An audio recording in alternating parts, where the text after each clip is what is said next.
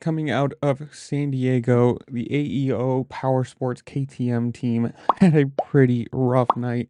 All three riders not finishing, and at least we've got some good news from Avery Long. If you missed the crash right there, it did not look very good, causing a red flag to be put on a backboard and taken to the hospital. But from their Instagram, as I'm reading this from 3 hours ago today, saying, quote, Avery Long missed the main by one spot, then suffered a hard crash in the LCQ. He has been released from the medical crew and will take the week to recover. Now, obviously, this is great news. You don't want to see anybody get injured, especially something like that where you land, face first. The bike hits you also. I'm assuming probably very beat up, very sore. But if he's taking the week to recover, that means hopefully no broken bones, no nothing like that, no concussions. We'll see.